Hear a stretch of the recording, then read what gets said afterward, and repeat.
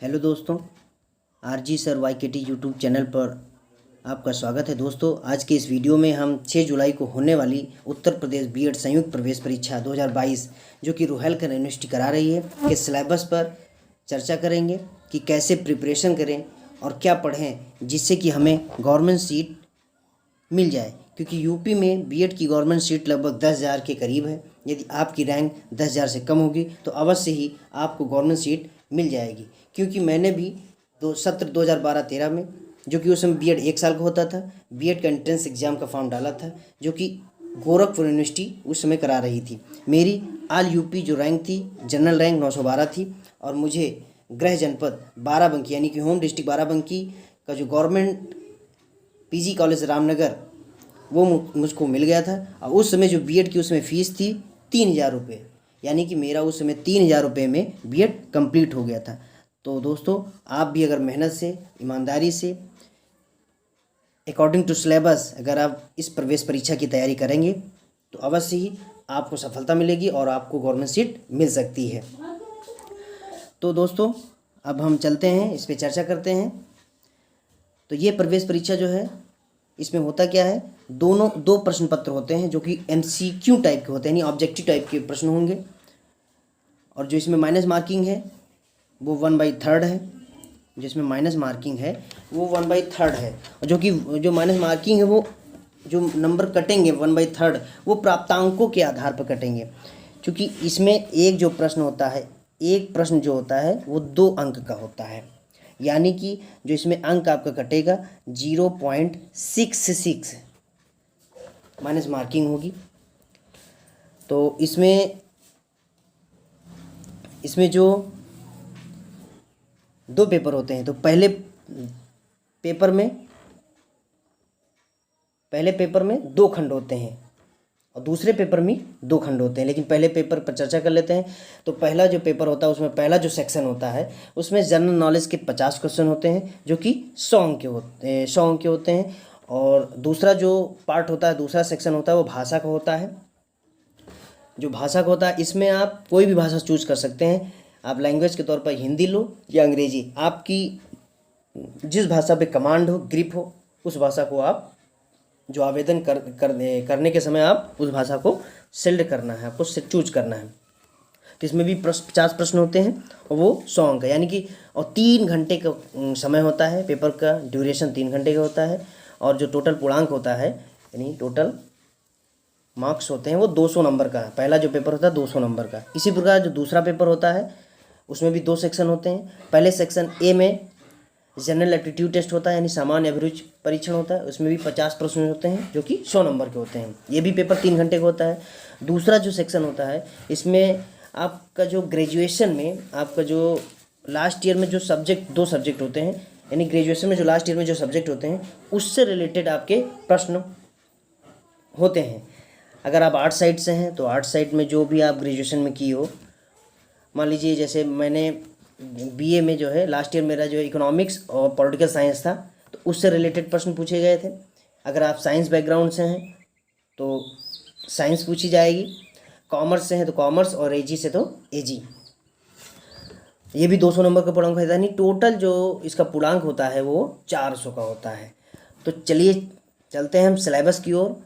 होता ये है, जनरली बहुत से लोग फॉर्म डाल देते हैं और प्रिपरेशन चालू कर देते हैं। हमको क्या पढ़ना है, कैसे पढ़ना है, ये ध्यान नहीं देते हैं और कब अनावश्यक चीज़ें आप पढ़ लेते हैं जिसका कोई मतलब नहीं है। तो अगर हम कोई भी एग्ज़ाम अगर फॉर्म डालें तो अगर अकॉर्डिंग टू सिलेबस अगर हम प्रिपरेशन करें तो उसमें अवश्य ही आपको सफलता मिलेगी। तो इसमें जो पहला पेपर है, जो आपको पहला पेपर का जो पहला सेक्शन है यानी जीएस का, उसमें देखते हैं क्या क्या जो है पूछा जाएगा। तो भारतीय इतिहास यानी जो इंडियन हिस्ट्री है उसमें एंशिएंट हिस्ट्री, मेडिवल हिस्ट्री और मॉडर्न हिस्ट्री ये पूछा जाएगा। यानी कि फिर भारतीय एवं विश्व भूगोल ये पूछा जाएगा, यानी इंडियन और वर्ल्ड जियोग्राफी। फिर इकोनॉमिक्स पूछा जाएगा और करंट अफेयर्स पूछा जाएगा और उत्तर प्रदेश स्पेशल पूछा जाएगा, यानी यूपी स्पेशल। तो करंट अफेयर्स आप न्यूज़पेपर पढ़ते हैं, अगर पढ़ रहे हैं, और करंट अफेयर्स की बहुत सारी मार्केट में जो है बुक्स अवेलेबल हैं। उत्तर प्रदेश स्पेशल की भी बुक्स अवेलेबल हैं। ऑनलाइन बहुत सारे प्लेटफॉर्म हैं यूट्यूब पर, तो उस पर भी आप पढ़ाई कर सकते हैं।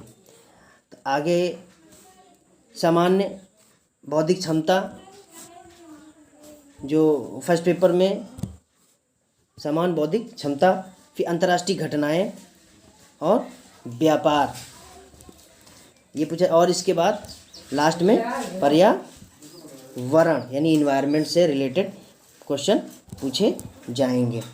अब हम आगे चर्चा करते हैं। जो पहले पेपर का जो सेकंड पार्ट होगा यानी सेक्शंस बी, उसमें हिंदी, आप अगर हिंदी लिए हैं, लैंग्वेज अगर हिंदी चूज़ की है तो हिंदी से रिलेटेड प्रश्न आएंगे। अगर आप अंग्रेजी चूज़ की है तो आप अंग्रेजी का पेपर हल करेंगे। पेपर दोनों होंगे उसी प्रश्न पत्र में। अगर आप हिंदी चूज़ किए तो हिंदी करेंगे, और इंग्लिश चूज़ किए तो इंग्लिश। तो हिंदी में देखिए क्या क्या ऑप्शन में है। तत्सम तद्भव, संज्ञा से अवयव तक यानी संज्ञा जो पार्ट्स ऑफ स्पीच है, यानी संज्ञा, सर्वनाम, विशेषण, क्रिया विशेषण, प्रीपुज, वही संबंध सूचक, इसी तरीके से अव्यय तक आपको जो है ग्रामर में, हिंदी की ग्रामर में पढ़ना है। फिर संधि पढ़ना है, फिर वर्ण पढ़ना है, फिर भाषा पढ़ना है। इसके बाद लोकोक्तियाँ हैं, वाक्य शुद्ध अशुद्ध हैं, पर्यायवाची और विलोम शब्द हैं, अनेकार्थी शब्द।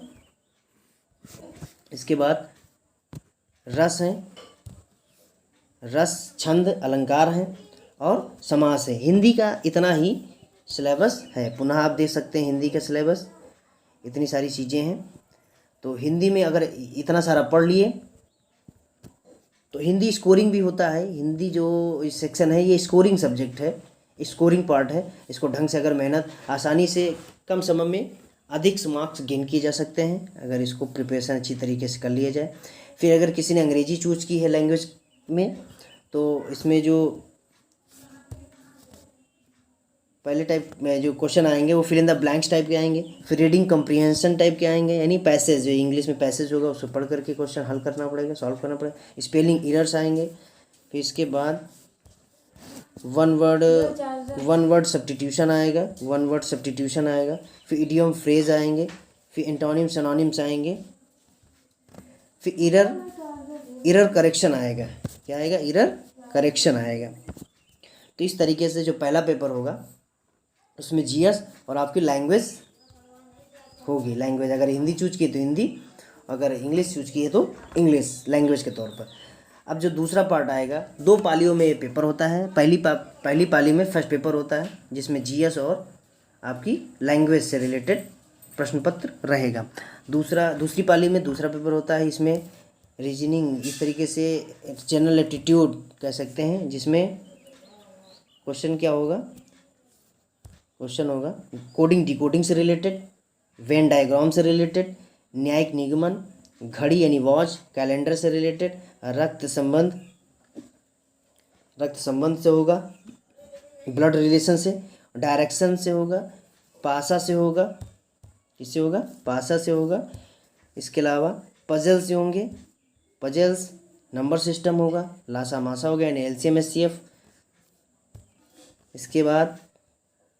इसके बाद जो होगा वो चाल समय दूरी होगा, लाभ हानि प्रॉफिट लॉस होगा, सिंपल इंटरेस्ट और कंपाउंड इंटरेस्ट होगा, टाइम एंड वर्क से रिलेटेड सिंप्लीफिकेशन यानी सरलीकरण इससे होगा, और विविध प्रश्न।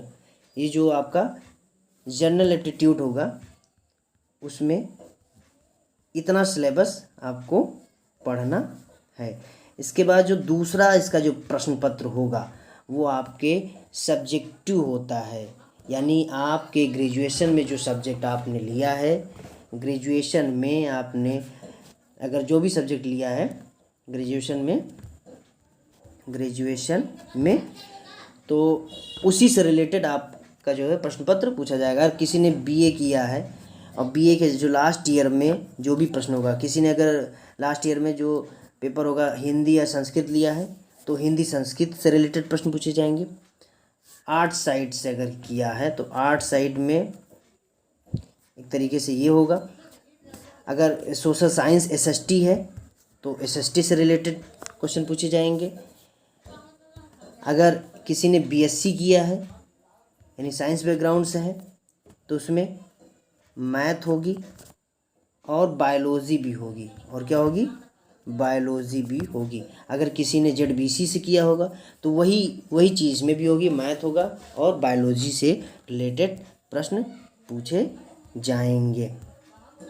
तो दोस्तों, आपको हमने जो है B.Ed एंट्रेंस एग्ज़ाम 2022 के सिलेबस पर चर्चा की है, आपको बताया है और कैसे प्रिपरेशन करें। और इसमें लास्ट में ये भी बता देना, आपको अगर सरकारी सीट लेना है तो अकॉर्डिंग टू सिलेबस आपको स्टडी करना है। इसके साथ ही साथ आपको जो है आपको लगभग 10 ईयर के प्रीवियस ईयर के जो है मॉडल पेपर आपको हल करना है। मॉडल पेपर, प्रीवियस ईयर के मॉडल पेपर को आपको हल करना है। तो दोस्तों, बहुत बहुत धन्यवाद। मिलते हैं अगले नेक्स्ट वीडियो में, तब तक के लिए धन्यवाद।